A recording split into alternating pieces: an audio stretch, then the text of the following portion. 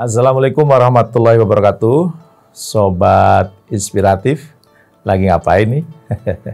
Mungkin lagi main gadget ya.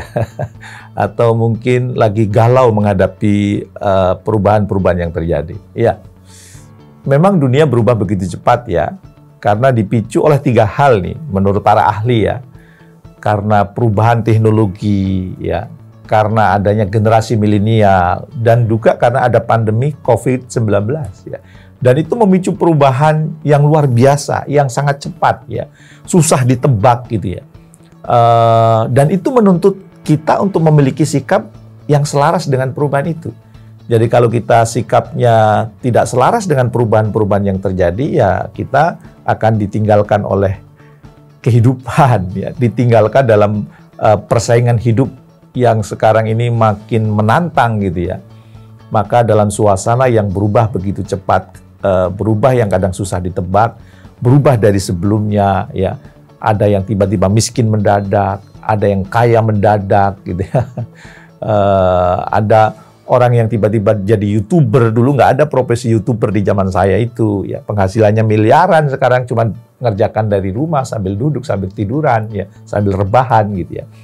Nah, perubahan-perubahan ini membuat kita semua, termasuk Anda, termasuk saya tentu, itu perlu juga mengubah sikap dan perilaku yang boleh jadi berbeda dengan sebelumnya ya. Maka pada kesempatan kali ini saya menganjurkan atau menasihatkan kepada Anda semua, karena saya usianya udah di atas 50, dipanggil kakek, kadang-kadang panggil babe. Boleh dong saya memberi nasihat kepada Anda semua ya. Nasihat yang pertama, di era yang berubah begitu cepat, susah ditebak ya, ambigu juga gitu. Yang pertama, jangan pernah ingin menjadi manusia yang sempurna. Ya, kalau kata guru saya mengatakan, kenapa Tuhan itu menciptakan manusia? Dalam tanda kutip, karena dia sebel sama malaikat ya, nggak pernah berbuat salah gitu ya, walaupun mungkin ini hanya guyonan gitu ya, atau mungkin memang ada alasannya. Saya juga tidak tanya kepada guru saya itu. Oh ya, benar juga ya, manusia itu tempatnya salah, manusia itu tempatnya kekurangan, maka jangan pernah menuntut menjadi sempurna. Dan kalau kita belajar ilmu psikologi, ternyata begitu kita menjadi perfeksionis, orang yang ingin sempurna itu sumber stres. Ya, sumber stres yang luar biasa. Jadi jangan pernah ingin menjadi perfeksionis, tambah stres, tambah depresi. Makanya kalau melakukan sesuatu nggak usah takut gagal. Gagal biasa aja, enjoy aja.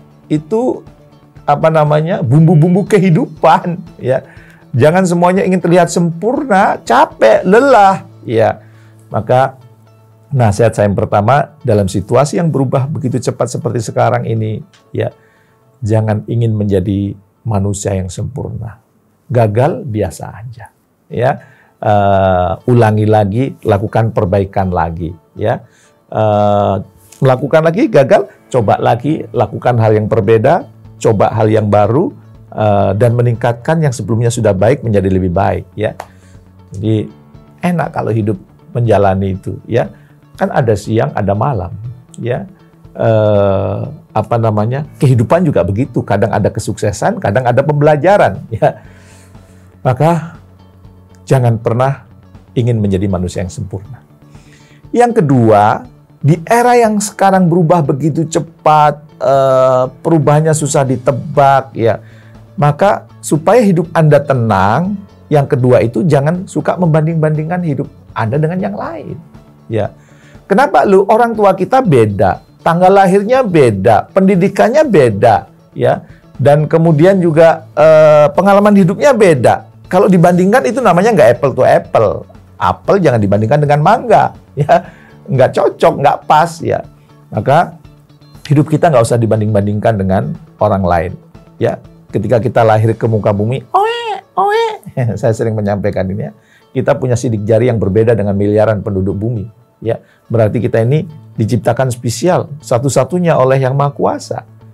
Maka nggak usah perlu membandingkan hidup Anda dengan orang lain, karena itu nanti akan muncul iri, akan muncul dengki, dan kalau Anda membanding-bandingkan dengan orang lain, yang pasti Anda merasa lebih rendah dibandingkan yang lain. Kenapa? Karena orang yang dibandingkan Anda kan selalu yang lebih tinggi dari Anda.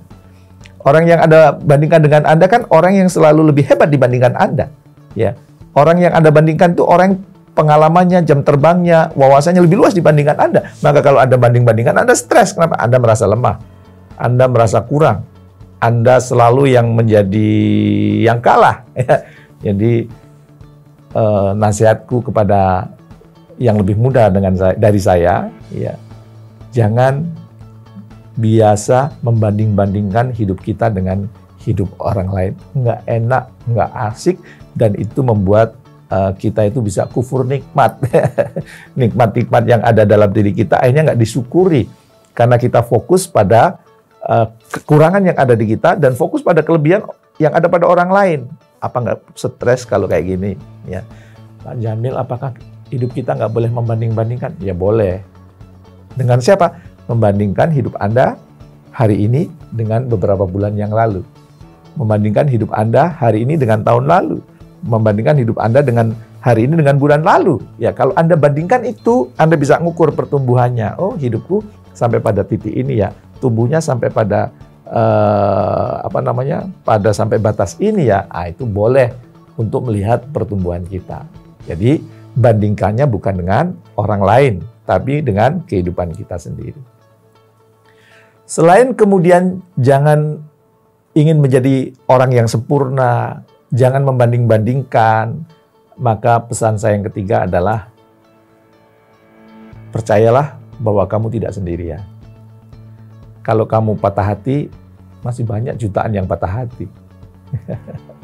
Kalau kemudian kamu gagal dalam bisnis, masih banyak orang yang mungkin gagalnya jauh lebih dahsyat dibandingkan Anda, ya. Jadi kita nggak sendirian dalam menjalani kehidupan ini, ya. Ada teman untuk curhat, ada orang tua yang boleh jadi menyediakan waktu untuk kita, ada sahabat yang boleh jadi juga siap untuk berbagi pengalaman, berbagi tips-tips supaya kemudian Anda hidupnya jauh lebih baik dibandingkan hari ini, ya. Dan yang penting, kalau toh, Pak, aku nggak punya itu, Pak, teman saya pada menjauh dari saya, Pak, orang tua saya juga kurang perhatian dengan saya, Pak, ya, sahabat-sahabat saya kalau saya datengin kayaknya menjauh, Pak. Iya, tapi setidaknya Anda punya Allah, punya Tuhan. Dan kalau Anda tanamkan dalam diri Anda bahwa Allah selalu menyertai Anda, Allah selalu bersama dengan Anda, maka Anda tidak pernah sendirian. Ada Allah yang selalu mendampingimu. Ada Allah yang mau mendengar keluhanmu. Ada Allah yang mau mendengar doa-doamu. Ada Allah yang kemudian ingin selalu membersamaimu. Jadi, kalau toh seluruh penduduk bumi menjauh dari kita, selama Allah tidak menjauh, maka happy-happy saja, ya.